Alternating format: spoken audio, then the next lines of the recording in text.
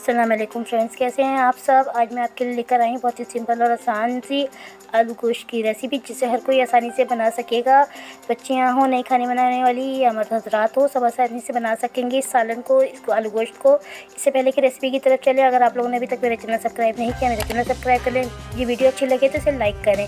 3 table spoon हमने पिसी हुई लाल मिर्चें ली हैं, 3 टेबल स्पून लिया है पिसा हुआ धनिया, 2 टीस्पून नमक लिया है, 1 टीस्पून ली हल्दी और 6 से 7 दरमियान साइज़ की प्याज थी, इसे हमने रफली काट लिया है।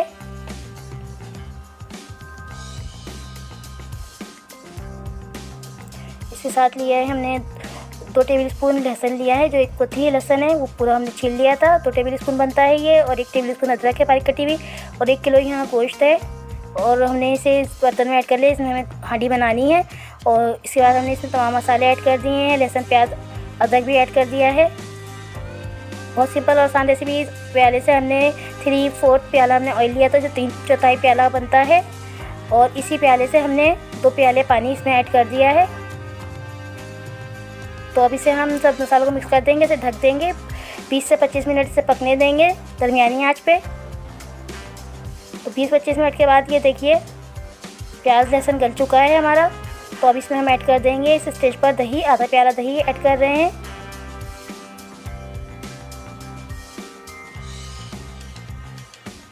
बहुत सिंपल और आसान रेसिपी, इसे हर कोई आसानी से बना सकेगा, बच्चियां हो, नई खाना बनाने वाली।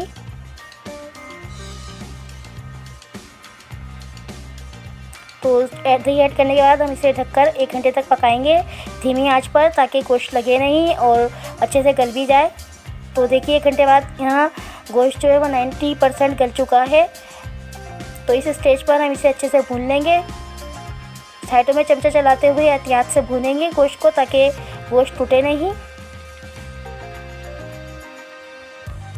और लहसुन अदरक जो साबुत रह गया हो अगर कोई कुछ, तो वो भी इसमें हम साइडों में ले आके चमचा चलाएंगे तो वो पिस जाएगा चमचे की मदद से, और एक अच्छी सा पेस्ट, अच्छी सी ग्रेवी बन जाएगी सालन में।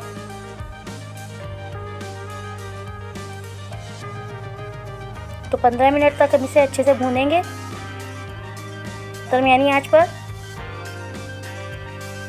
और थोड़ा थोड़ा पानी भी इसमें ऐड करते जाएंगे और अच्छे से भूनते जाएंगे। और जितना अच्छा आप इसे भूनेंगे उतना ही अच्छा आपका सालन बनकर तैयार होगा।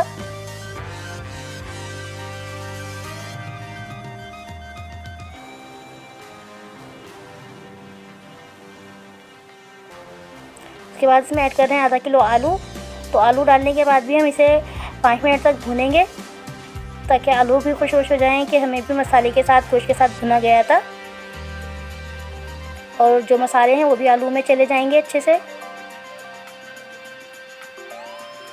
तो 5 मिनट हो चुके हैं आलू को भी भूनते हुए मसाले में। अब इसमें ऐड कर देंगे हम पानी ग्रेवी के लिए।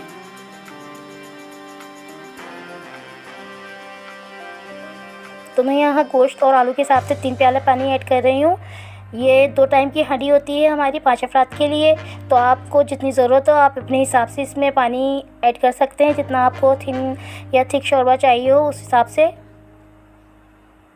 तो पानी ऐड करने के बाद हम इसे 20 से 25 मिनट और पकाएंगे दम वाली आंच पर, ताकि आलू गल जाएं और गोश्त में जो 10% कसर थी वो भी अच्छे से टेंडर हो जाएगा। तो देखिए यहाँ सालन तैयार हो चुका है, आलू भी अच्छे से गल गए हैं। अब इसमें ऐड कर देंगे हरा धनिया बारीक कटा हुआ। क्या शानदार मज़ेदार सी इसमें से खुशबुएं आ रही हैं। और इसमें हम ऐड कर देंगे 1 टीस्पून पिसा हुआ गरम मसाला, और इसे मिक्स कर लेंगे और चूल्हे को कर देंगे बंद। और उसके बाद हम इसे डिश आउट करते हैं और आपको दिखाते हैं ये मज़ेदार शानदार सा लजीज किस्म का सालन तैयार होने के बाद कैसा लग रहा है।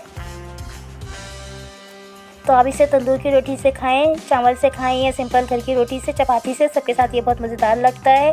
तो एक बार तो ट्राई करना बनता है फ्रेंड्स, एक बार ट्राई करें मेरी रेसिपी से, और मुझे कमेंट्स करके बताएं रेसिपी आपको कैसी लगी। चलती हूँ, दुआ में याद रखिएगा। अल्लाह।